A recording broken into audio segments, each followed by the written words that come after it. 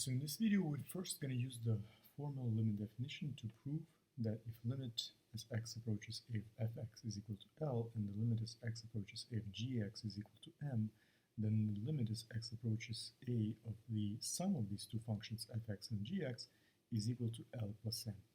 Okay, so first we're going to prove the sum rule, and then we're going to prove the difference between L and m in the next part of the video.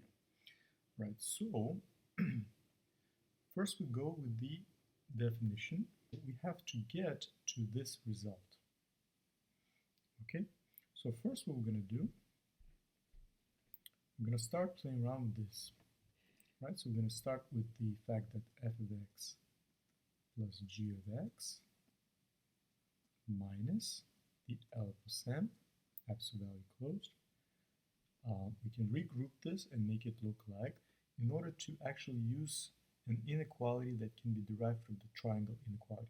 Notice that this is less than or equal to the absolute value of f of x minus L plus the absolute value of g of x minus m. Right? So this is the famous inequality that is derived from the triangle inequality. So now let's step into these facts that are provided.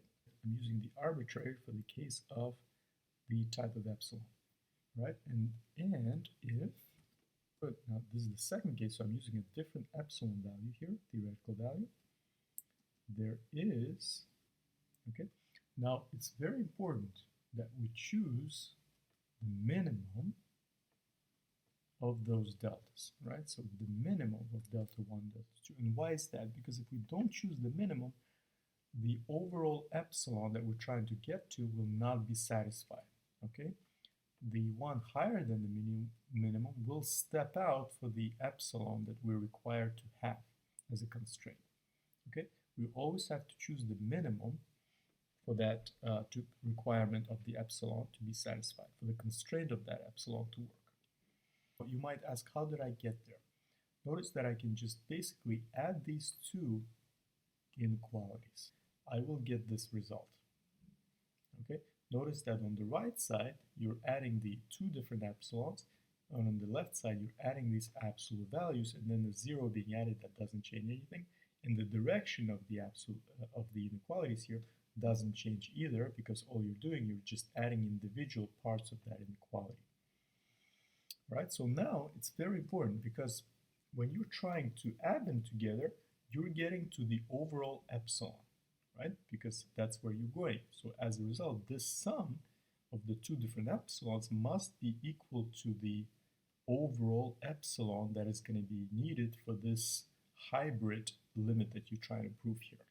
Then, notice I'm going from the very beginning, again from here, and I'm going to skip this step, because we know that if this is less than or equal to this part, then because of the equal sign, the left-hand side is also less than or equal to that, right? So I'm going to go straight, not for this, but straight into that, right? So I'm going to go less than or equal to. So basically, all I did here, I just replaced this part with this part here. But I know that this part, even if I didn't replace it, was less than or equal to, according to that inequality, the sum of these two separate absolute values, right? And that's what you see here, which is less than the epsilon. Right, so basically what I just did, I proved it to you that indeed this part is less than the epsilon. We have got to the proof of this limit. Right, so now that we've proved that the sum rule holds for these two functions, and finding the limit of that is L plus m, let's go ahead and show a shortcut to show that the difference also holds. So you can think of negative g of x as a separate function. All right, so now we're going to just take the limit as x approaches a of the difference of these two functions, right? And we're going to just set as x approaches a, the limit of that is going to be the f of x plus the h of x. And again, because I'm using this substitution. And why am I using that? That substitution works because we already showed, using the limit definition, formal limit, that the sum will be useful, right? We already showed in the previous step that the sum holds for the L plus M, right? So we're going to just use that shortcut to make an easy substitution to show the same thing by having the sum and not the difference displayed.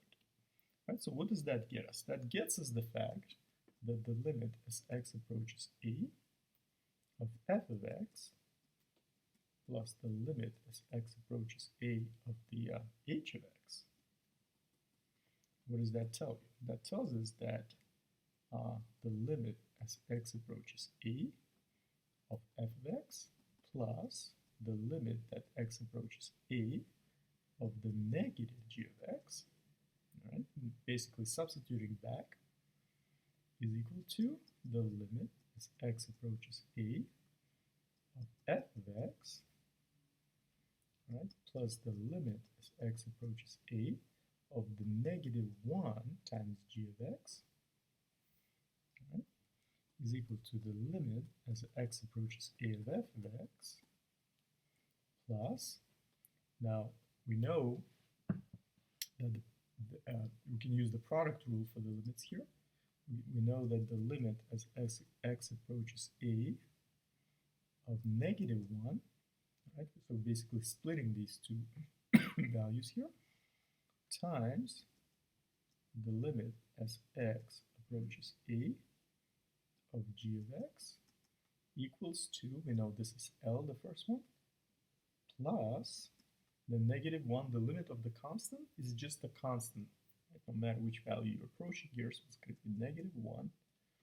And then the limit as x approaches a of g of x is shown here as m, which is giving us L, negative 1 times m is negative m, right? So negative m. Alright, so I hope this video was useful and fun. Thanks so much for watching, and I'll see you in my other videos.